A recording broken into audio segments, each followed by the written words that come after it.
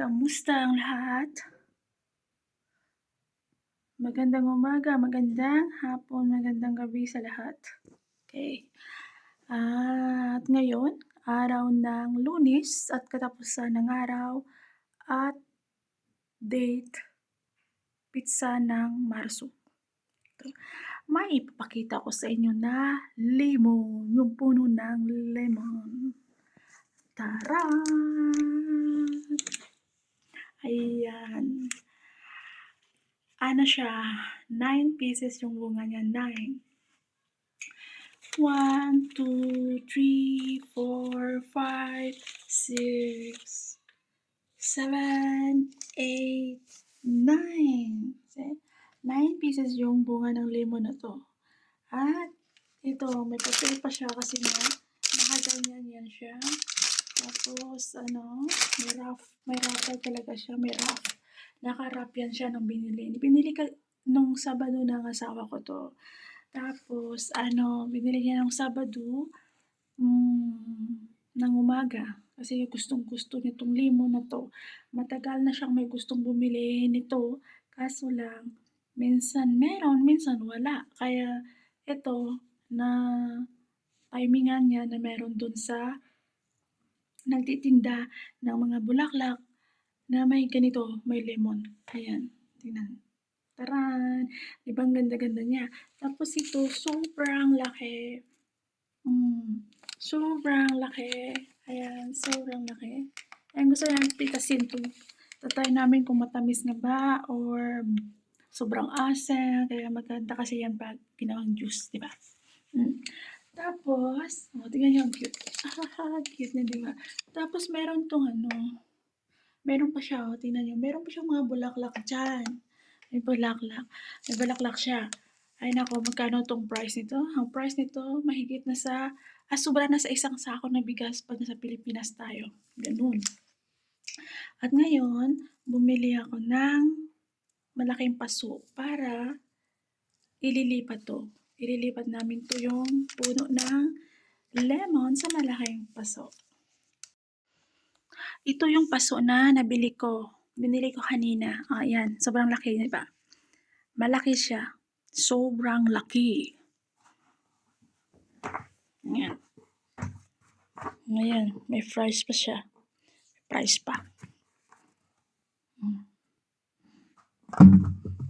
Di ba ang laki? Laki siya. Ayan, laki niya. Tingnan niyo. Ayan. Ayan. O, di ba malaki? Di ba malaki siya? Kaya, pinatong ko yan sa upuan kasi nga para may init dyan, oh. May init sa bintana. Ayan, ililipat namin dito. Diyan, sa malaking paso. Yung lemon na yan. Ayan, di ba? Ang ganda niya, oh, di ba? Ang ganda-ganda. Ayan, ito maliit pa siya. Maliit siya.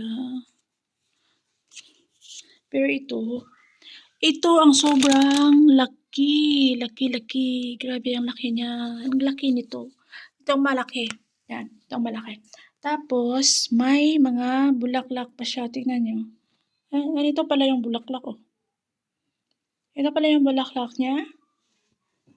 Ano to? Bulaklak ba siya? Bulaklak tapos magbunga ba to? Ayan siya. Tingnan nyo. Tron. Tapos ito. Ito yung may mga siling-singa. Nagtubo na siya. Tumubo siya.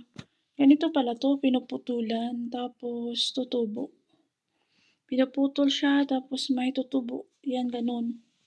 Ganito pala. Kaya pinutulan tapos tumubo siya. Tron. Yan, di ba ang ganda-ganda niya, oh? Sobra. Ay. Ganda. Ang ganda-ganda. Hello. Tingnan nyo. Tran. Yan. Imagine mo, ang liit ng puno niya, tapos ang bunga niya ganito. Ganito kadami ang bunga niya. Tingnan nyo.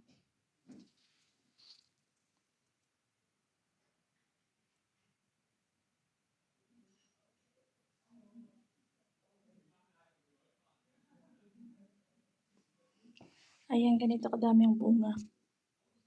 Tingnan niyo, sobrang ganda. 'Di ba? Ang ganda niya. Ano ba 'yan? Ganda, ganda. Ayan, yung bulaklak ko dito. Ang bulaklak ko dito, ayan, ano na siya, oh, nagbukas na siya. Konti na lang yung natirang maliliit na bukol. Ayan, tingnan niyo. Ito naman, paano na siya? Ano na siya? Ayan, pahulog na yan. Ito talagang gusto ko. Yan. Tsaka ito. Kasi nga, matagal talaga siyang magano, yung tawag nito, nahulog yung bulaklak niya. Kasi yung fresh na fresh, tingnan niyo. Ayan. Ayun. Di ba? Ganda. Ay, naka. Ganda talaga. At ito naman, ngayon, ang kinagigiliwan ko, yung lemon citrus. Itong lemon citrus, ito naman ngayon yung ay naku, nakaka-inlove talaga 'tong lemon citrus na 'to as in grabe tignan ninyo yung bunga, 'di ba ang ganda? Wow na wow, 'di ba? Wow na wow. Kaya ililipat namin dito sa malaking paso para naman mas maano pa siya yung gamot niya para tumaba siya at sunod-sunod yung bulaklak at tsaka bunga niya, 'di ba? Ayan. Ganda-ganda, sobrang ganda.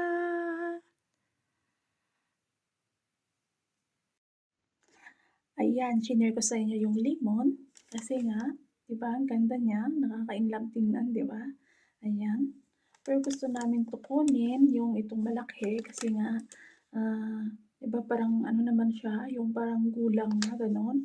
Saka titikman namin kung medyo matamis ba siya o sobrang asim kasi merong lemon na medyo matamis, 'di ba? Merong lemon na sobrang asim, 'di ba, gano'n. Kaya itong malaki na 'to, gusto na 'to sana kunin ng asawa ko nung Sabado. Sabi ko, "Wag kasi hindi ko pa 'to na-video." Sabi kong gano'n. Kasi gusto ko kasi may souvenir, 'di ba? May souvenir na, "Oh my God, ang ganda." 'Di yun. Tapos ito, mamaya hihintayin ko siya. Tsaka kailangan pa namin bumili ng lupa para ilagay dito sa paso na 'to, gano'n. Ilagay namin sa paso dito. Kasi nga yung lupa dito 'pag magtanim ka kailangan mo pang bumili. I think, 5 kilo ba yun o 10 kilos yung lagay na sa sako. Yung sako na yan is parang sako ng simento 'pag nasa Pilipinas yung sako na yan is parang hindi naman siya kadami na parang simento na sobrang bigat, kaya naman.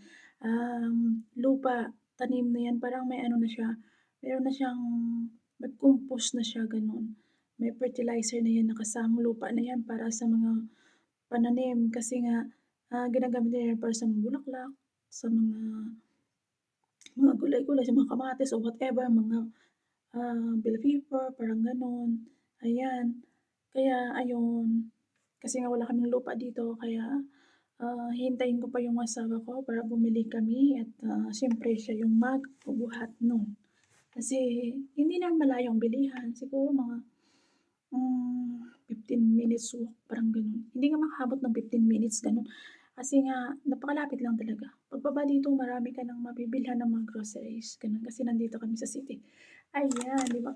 Ang ganda, 'di ba? O tingnan niyo, ah, tingnan niyo hindi nga maano ng kamay ko, wow! 'Di ba ang ganda niya? Kaya I wish na dadami pa 'to ang bunga niya 'pag nilipat na namin dito sa malaking paso. Okay, have a nice day everyone. Ingat po tayo palagi at salamat pala sa mga bagong subscriber ko at see you in the next video. Kita-kits! And ano pa nga ba? Welcome to April. Tomorrow is April na, bukas is Abril na, gano'n. Kaya maggo-Good Friday na naman, tapos ng Good Friday, Easter Sunday, gano'n. So goodbye March, bye-bye Marso, gano'n. So welcome to April, welcome to Abril 'pag sa atin, 'di ba sa Pilipinas Abril.